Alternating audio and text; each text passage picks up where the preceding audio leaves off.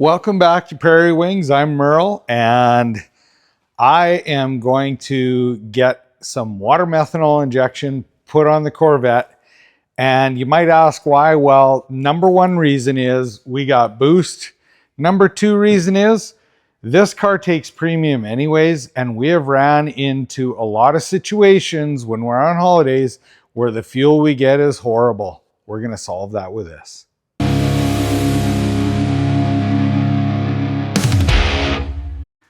Okay, like I said, this car, our main purpose for this car is not to go down the racetrack and play.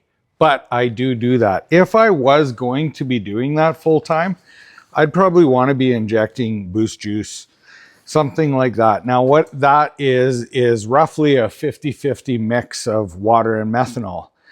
But this is really not a track car. It is our holiday car. And what I'm going to be doing is I'm going to be running windshield washer fluid. Now, this window washer fluid, you want to make sure you get the stuff that's good for minus 40, minus 45, something like that. And it has a lower methanol content. I don't think you'd even find it on here, but I believe this has about 30% methanol. Water methanol has been around for a long time. They used to have water injection on airplanes, and how they had to combat things on airplanes during the war was they would get into upper elevations and that water would freeze up. So they started mixing methanol in, and the end result was a lot of power. Well, I'm not going to carry boost juice around with me. I'm going to carry some washer fluid around with me. And I don't have a full snow kit. I have a bunch of components, and I'm going to take those components. I had to order some new ones, but a lot of this stuff was stuff that I already had around. And this jug right here in a Corvette is in behind the driver's rear wheel. And this is the washer fluid jug. So I am going to double up my washer fluid with my water methanol injection and windshield cleaning services. So it's a 2-for-1 tank. So what I'm going to show you is how I make a kit for this car that I can add it to the intake and deal with bad fuels, and also clean my windshield. First thing I need to do is I need to pull this tank out of here. And there's a cover that goes on here. It comes off.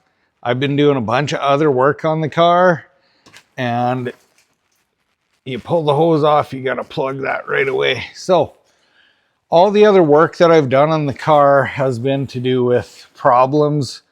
The supercharger on the car, well, I have an issue with how they sell that kit, but I'm going to keep the rest of it to myself here. I guess you'll look at the other videos and I'll vent a little bit on those. Get that unplugged, and then I got to figure out how they bolted this in here.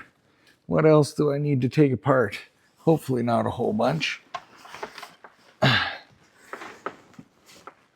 It should only be 2 bolts realistically, and that's what I'm hoping for. This thing's got a bunch of, oh yeah, perfect. I can get to 2 bolts. So there's a bolt at the back. This has got side skirts, ground effects on it, and so I'd have to pull a bunch of that off. I'm thankful. I got big hands, but I can still fit up in there. Got a bolt here, looks like 2 bolts. So I'll get that out on the bench. But it's easy, he said. Just 2 bolts, he said. The guy on YouTube, he knows. Well, the guy on YouTube doesn't always know, and he says some pretty stupid things. This kind of sucked to get out. It really wasn't that bad.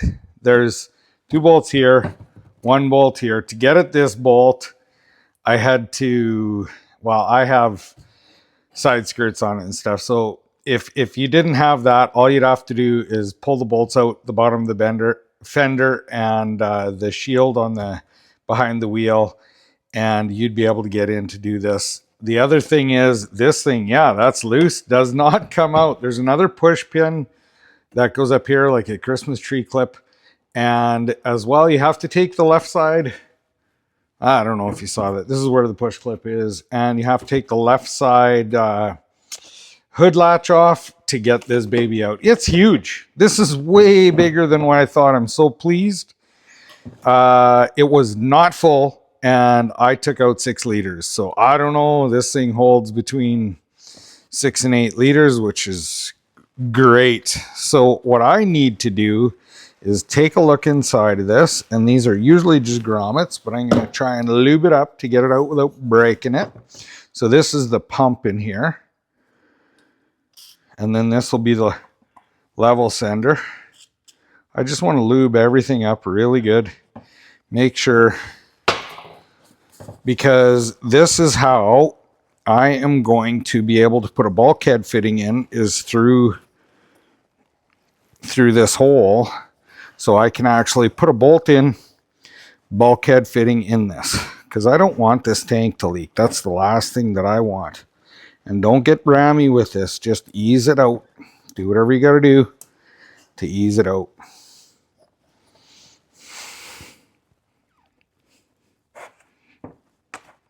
Because we don't want to break it. So there's our little pump. Okay, the level sender is a kind of contained little sensor in there. There's no floaty thing on. So if I had to go in here with the fitting, I could. I'm just going to look at the space I have. It looks like I can put the bulkhead fitting right here. Let's take a look at that. Okay, well, I have a nice little AN bulkhead fitting. Now, this bulkhead fitting, when you put on one of these snow pumps, the pump is supposed to be lower than the reservoir, which makes total sense. It's supposed to be within 2 feet. Well, inside this fender, there's not enough room to put that there. And the hose that comes, or that you usually put on, is a 4AN. So the pump I'm mounting up front in the car, in behind the bumper actually, and I'm going to go with a 6AN so that that line stays more fuller, whatever we want to call it. And I am going to put this fitting here. I should be able to get in. Yes. Yes. I could put it pretty much anywhere in the bottom. I'm just going to pick a nice flat spot. Now, the thing with a bulkhead fitting and anything that you're doing with methanol is it's extremely corrosive to metal. This is anodized. It will resist the aluminum anodized. Oh, excuse me. It is going to resist some corrosion because it is anodized. So I am just going to go about drilling a hole that this fits in the bottom of the tank. We'll clean it up and I'll bolt this in. Then we got to put this tank back in, and this part of it is done.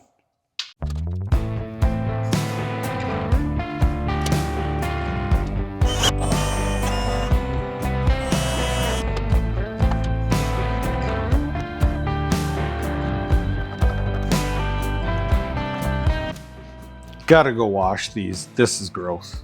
All right, I've taken and I have cleaned up the area, the tank. I actually took and dried the tank out, blew it out with air like crazy, made sure there was nothing in it, and now I'm going to put this bulkhead in. Now, when you're using these fittings, you want to make sure, now this is going to be a little rickety with the size of the sausages I have to put in here.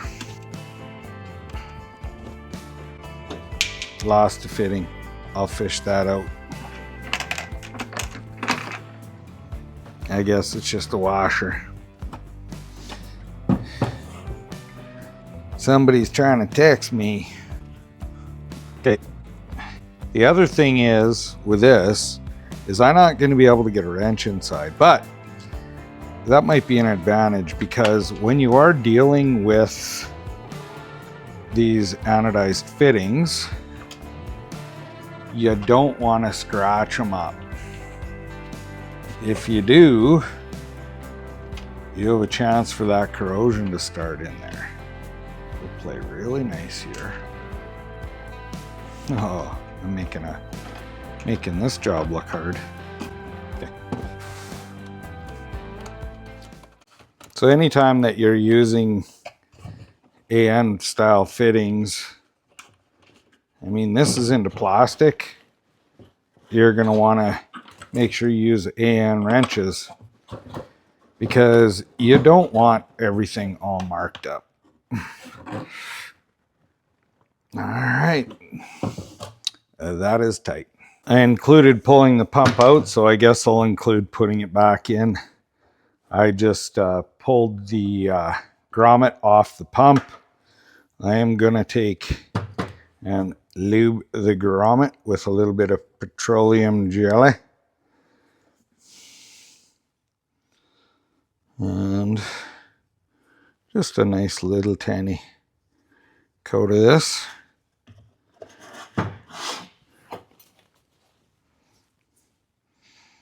And then this should just slip in nice and lubed up like that. We're ready to get it back in the car. This is what all I had to pull off. It's just hung on a little bit, but she is not that bad. I'm gonna get the rest of this assembled and we'll look from the top when I do that. I just thought I'd fill you in on the bottom of how that fitting is. If you look here, this is well inside. Now, this cover does go up, but it has a lot of room inside there.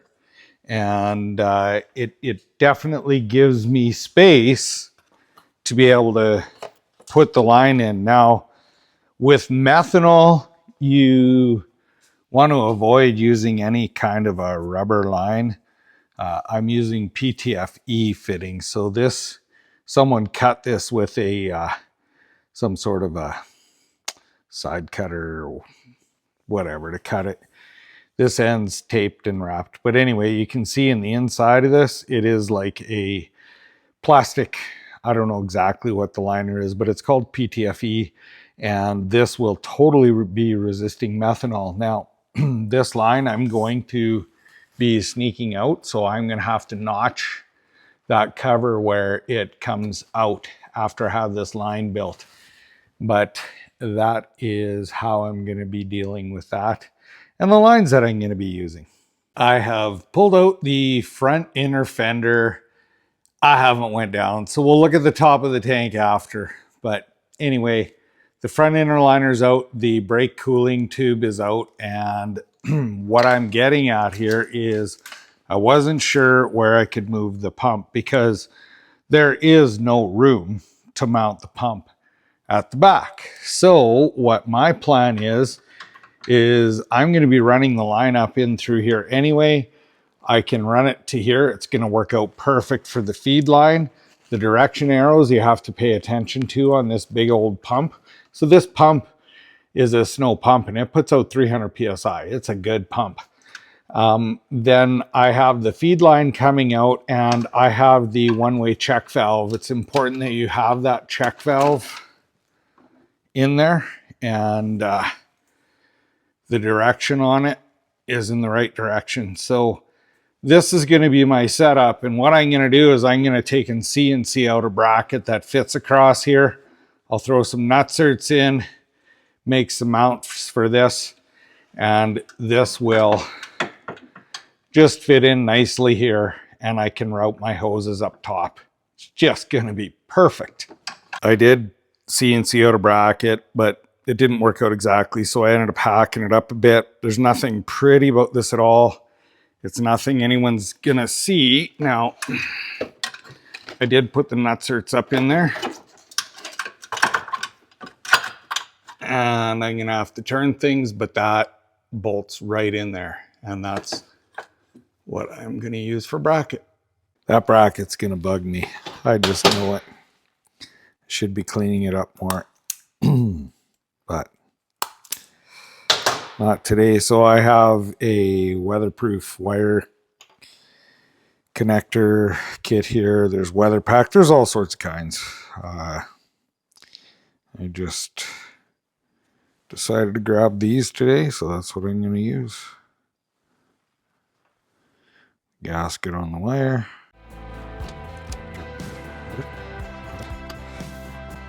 These are for smaller gauge wire. So if you look, you can see that they're different height. I have to go get the right one. Oops, grabbed it out of the wrong bin. That's one thing you want to make sure you're careful of, is that you don't do that. Get a nice crimp.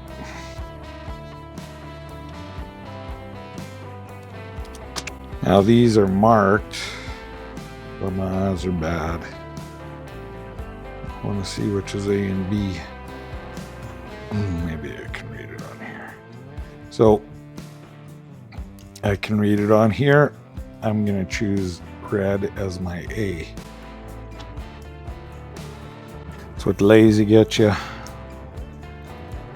little bit of dielectric gel.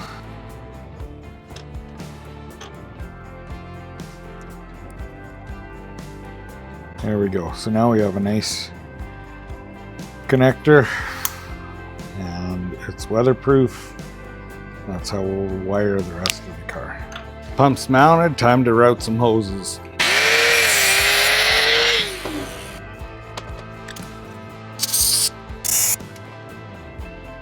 That was a mistake. This is a mistake that I have done many times in the past, and I just did it again. If you don't put this on, it's gonna be hard to get together.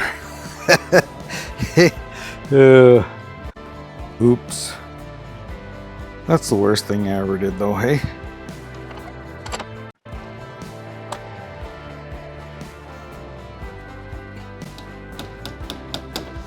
Make sure she's bottomed out all the way.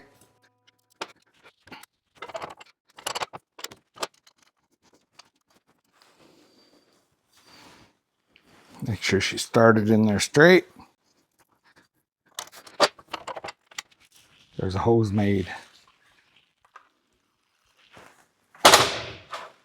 Here's that line I made, tightened up nice, and I used AN wrenches. Make sure you do that. You don't want to mark everything up.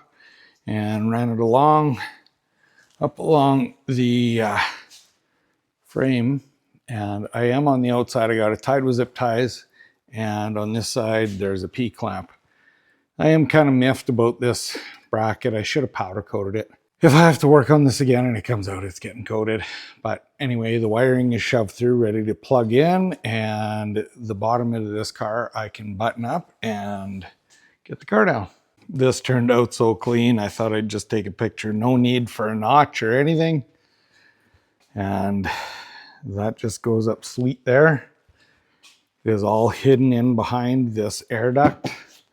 And the pump is in there. Now, the only thing is, this fitting right here is touching just a hair of the one coming down on the pump. Which, I mean, that's all solid anyway. So this worked out great. So this down in here is the Christmas tree. I guess you could call it the pish pin Christmas tree, whatever you want to call it, for the washer tank. And then, of course, the hood latch I will be putting back on. Now, just a quick note. Ooh, fingers in the way. That Christmas tree push pin is really easy to get from the bottom. Just tap her with a hammer. So if I look way down there, like down there, that is the 4AN90 screwed onto the fittings that I had. And now what I have to do is I am going to be running a line up here, and we are going to be injecting the water-methanol in here. So I am going to be pulling the front, I'll just pull the throttle body off, and I'll be pulling this housing off, and then I have to thread the water-meth injector into here. So that's what I'm going to get after now. Very simply, the hose appears and the injector to mount that in there. Super easy mod. Just drilled and tapped it with a 1/8 inch tap. The only thing is tying the hose up. I don't really feel like drilling a hole in my car right here, but I'm probably going to do that. I don't want this touching anything creating heat like this rad hose. But anyway, I'm really happy with how that turned out, and it is time to get on to wiring this system in. We'll be putting a boost. Well, I actually already have the boost sensor piped in. So there's a vacuum port right on the back of this Maggie, and I just run a vacuum line and the sensor, and I'm going to zip tie that back there kind of out of sight a little bit. And I'm probably going to be running the wiring down in actually through the boot around the steering down there. I'm going to try and keep it neat and tidy. But if you see that kind of dirty gray column or dirty yellowy thing down here, I'm going to be running it probably into the bottom of that and sealing the wiring up. But we'll take a look. Not totally decided on that yet. Really, truly, the heart of the wiring is this. Now, this is the 2.5 version for non-direct injected vehicle. I think they call it a VC50. They have a VC100 for the direct injected vehicles. I'm not positive. I believe that one is a little bit more advanced. I think that one monitors fuel pressure as well to send fuel into that direct water meth into the direct injected engine. But they also have a lot of other ones that are more advanced for the engines that are not direct injected. Above this, I think there's a version 3. There's also a version 4 that is like way advanced. You can go full methanol, but I'm not going there. What we have is I am not using the pink and the yellow wire on this. I'll actually go to the instructions online. I can show you that. But what I'm doing is I'm using a 6-cavity plug, and I'm going to put the plug onto here. I am not sure where the gauge is getting mounted yet. I'm not real happy that there is a gauge in the car. I wanted to keep it looking stock inside. So I have the pins and the gaskets for this. These are for the 22 gauge. A bunch of this wire is 22, and then there's 16. I got to grab the pins and seals for the 16 gauge. They all fit into this plug properly, but let's take a look online at the actual wiring diagram. This information is directly on the Nitrous Express website, the instructions, but the reason I'm not using the purple and the yellow is for the second stage, and the purple is low level sensor. Now, this gauge indicates when it's low, but so does my washer fluid tank in the car, and I think that one's going to bing at me and make some noise if that gets low. So I'll have a pre-warning not using this one and using the washer fluid tank. Yeah, that's good enough. Anyway, the rest of these wires we'll be using and hooking up, and you can see where they need to go. Here is how I'm using or getting power over to the controller. So I just am going to tap into a fuse. These taps I like, they're pretty decent as long as you have enough room for them.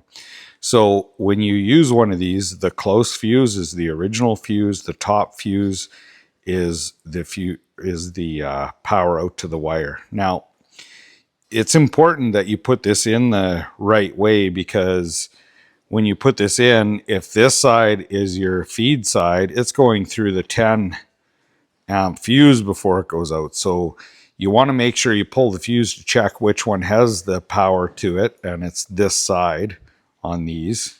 And so this one, 10 amps goes through there. This one, the feed comes through, and it's protected to 20 amps up this wire here. So it's important you don't put it in backwards, or you're going to be, you want 20 amp fuse, you're going to be using a 10 amp. That ain't going to work. This is underneath the passenger floorboards where the fuse panel is. And obviously the previous owner's done some mods in here. And what it is they put in the mild to wild kit. Not my favorite. I'm not doing anything with it now. But my fuse tap, I found the fuse that I'm going to use right there.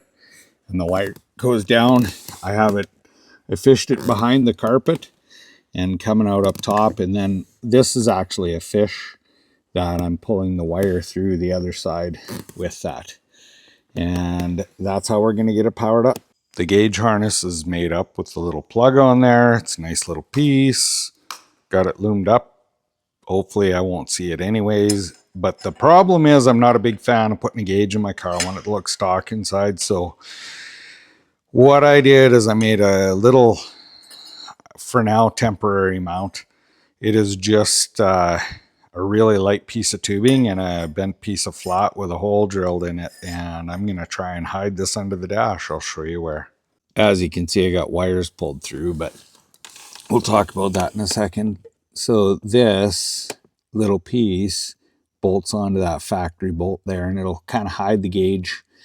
I don't know if it's going to be in my way or not. If it isn't, it's probably going to be a permanent piece. So I'm out of the way of this little vent, and this was super easy to make.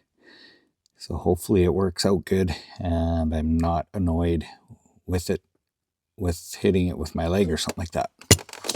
All right, I'm going to paint this thing up, and while the paint dries, we'll get the rest of these wires done. Starting just above the pump under the hood, the wiring now is connected to the pump. It's all loomed up top here. And then I ran a ground from the pump up to here, and the ground from the interior to the actual controller is also here. And then I just loomed it up really nice, and it goes underneath kind of the brake booster, and this is where I tied in the boost wiring as well to go inside. And I mean, you can't even see what I did here because it's all kind of on the bottom side, and I'll show you inside the car. I am waiting for the paint to dry on the little bracket. The gauge is going to be in there. And then what I did is I actually took and went through the steering boot kind of on the bottom corner on the left side of it. And then I ran the wires back and zip tied it to the bracket there. So there's zero chance of that interfering with anything steering wise. Ran the wiring underneath the carpet and comes out up here. So I have the plug on. The safety on the plug isn't on yet. I have to put that on, and I'm ready to mount this all.